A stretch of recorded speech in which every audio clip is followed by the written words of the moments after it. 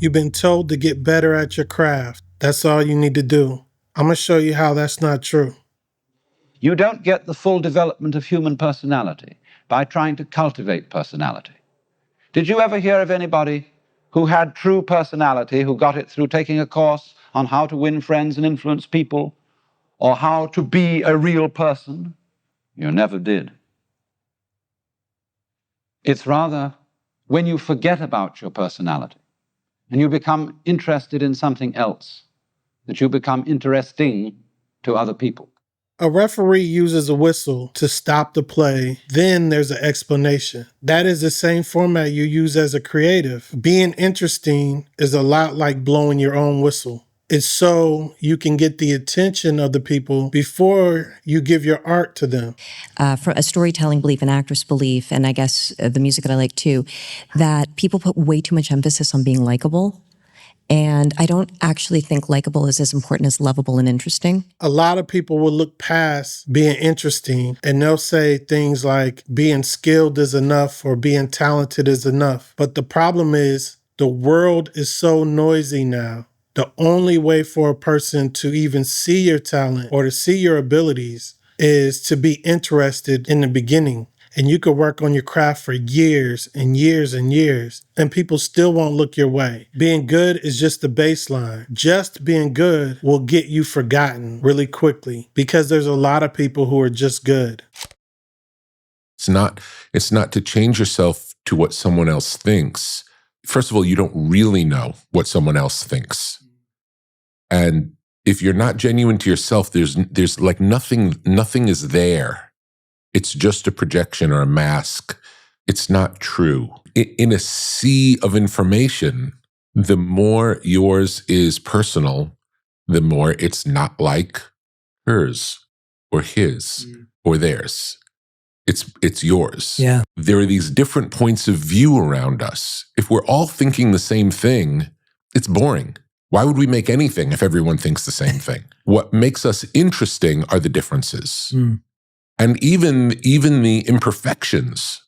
The imperfections are what makes us humans, what makes us what we are. It's really about attention, interest, meaning, and then skill. You must get someone's attention first. You can kind of think about it like dating someone. First, you have to get the girl's attention. Then how she responds determines if she's interested in you. Then you're looking for meaning. Is this going to be a relationship? Is it long term? Further into the relationship, you find out what the person's skill set is. If you pay attention to someone like Lady Gaga, she understands how to be interesting. She doesn't ask permission. She uses herself as the canvas. Then it becomes this personal game of what will she wear next, or what message will she convey next.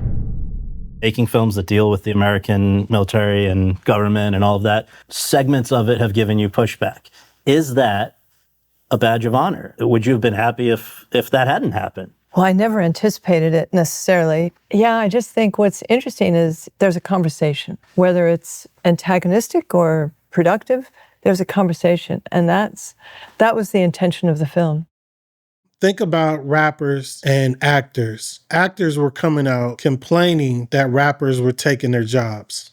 And then all of a sudden there was this new wave of rappers coming in, not trained, not whatever. And so what people don't always understand is, actors, you're starving for your next job. You don't know what, you're sometimes just barely hanging on. Here comes this great role, and you're like, okay, you put everything you have into it. And it's got nothing to do with talent. It's got to do with, this person has a song. And so the devastation, bring people in to the theater. People, we think, because it doesn't always translate, but they were willing to. So they were willing to take a chance. So that's just one job. No, it was happening a lot, and one job is important. You know what I mean? And one job is important when you are a true artist. When you're a true artist, there's no such thing as just one job. Film industry, their first thought is, how do I fill the seats? How do we sell tickets? It's not really a meritocracy. They start looking for interesting people. Rappers have a more interesting life outside of the view of the camera. So that's less marketing dollars that a company has to use to make people interested in them. Paid marketing, paid advertising, that's buying attention. And the difference with rappers is they brought their audience with them. They didn't have to buy attention. Heath Ledger, who, oh my God, what a performance. What a pleasure to have gotten to work with him and just to see him, and how much he put himself into the Joker. And I was watching it going, yeah, this is absolutely fantastic. Are we in trouble here? Of when Chris and I first sat down, we said, what the problem with Batman is that the villains are always more interesting, right? And so Batman actually, he's very close to being a villain himself. So let's never let him become dull by comparison. And unfortunately, I was sitting there going, I'm feeling a little bit dull by comparison because Heath is just like killing this. And but I'm so proud of that film. I love it. The Dark Knight is absolutely extraordinary. Interest really is about contrast, scale, and polarization. Contrast is how you stand out. And polarization is, are you extreme enough to be loved or extreme enough to be hated? It's like getting a C in class. Nobody remembers the C student. Everyone remembers the A students, and everyone remembers the F students. When you see the big shoe that Joanna created, that is an example of scale. And then you see what the shoe is made out of, which is metal pots and metal lids. A woman's shoe, a high heel, then it makes you wonder, is this a metaphor for being in the kitchen and then transitioning to a professional woman? And that becomes even more interesting. T, one of the funniest comedians to me 15 years ago, Kevin Hart. Kevin Hart not funny no more. Brilliant businessman. Brilliant businessman. He not funny no more. He's too successful. He used to have comedy jokes, laugh at my pain. Now what, laugh at my billions? What happens with success is that people become conservative. You start protecting your status, you stop taking risks, and you trade your interests for insurance. Fame can kill interest because you start to replicate what you've already done. So it becomes familiar, but it becomes less interesting. I feel that it's so easy. The question is, it's so easy that everybody could do it. What makes the difference when I do it or when another filmmaker does it? It's a point of view, it's the attitude toward people, it's the desire to frame, the desire to get the more significant image or the more touching image so that they could go to other people. I never film like this just to say I film. But the question is not to be a woman making a film. It's a big filmmaker making something interesting, creating a new language. I think it's important to offer images with the space and the silence sometimes so that they have to read it themselves.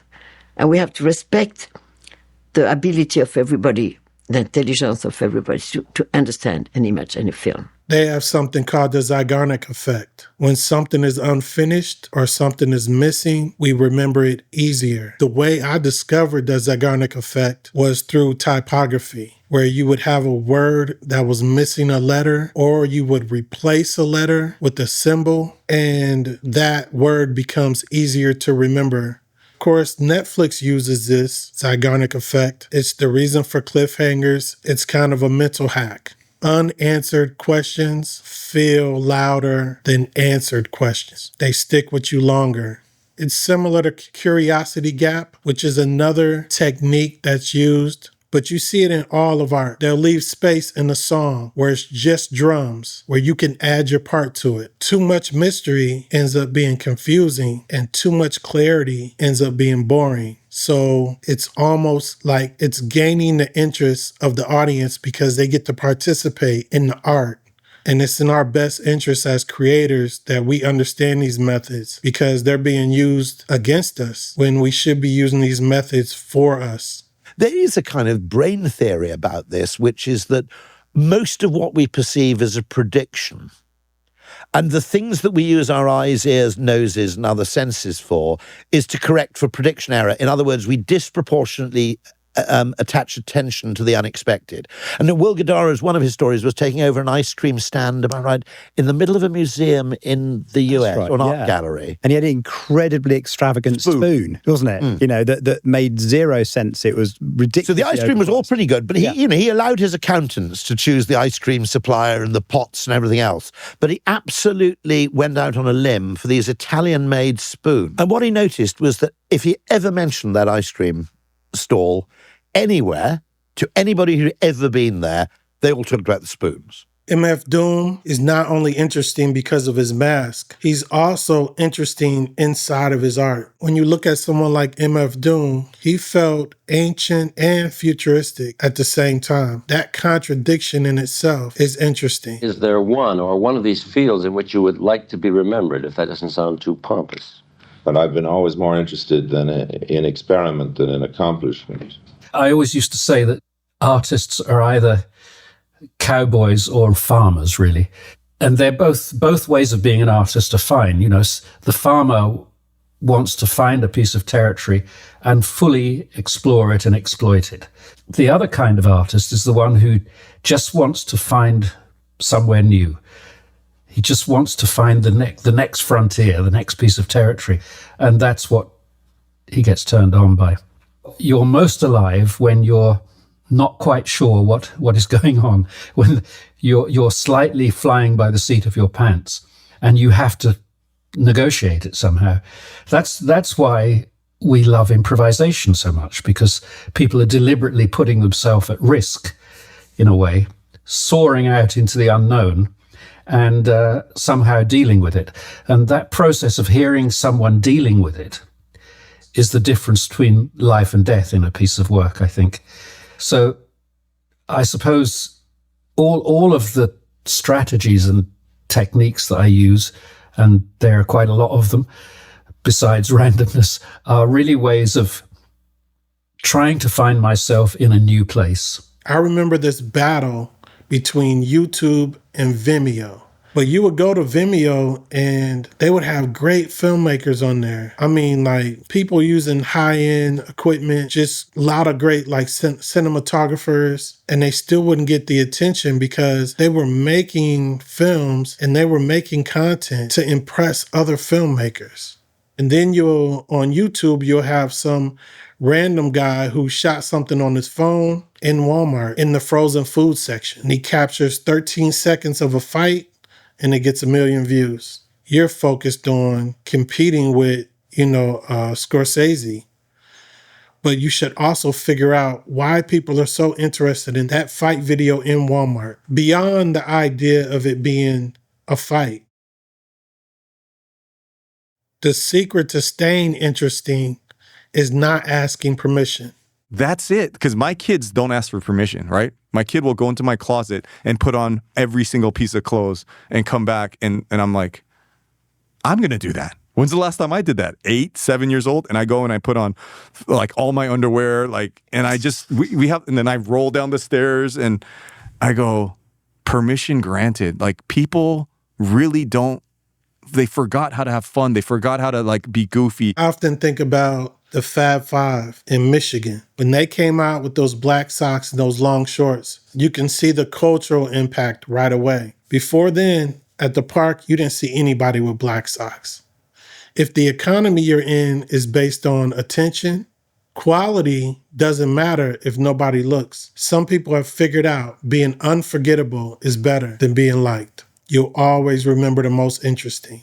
Don't ask permission, just do. Make sure you subscribe, hit the notification bell if you like the content that I make. If you want to support the channel, make sure you sign up as a member. This is Brian from The King's Hand. Until I see you next time, peace. The appointed hand of the king.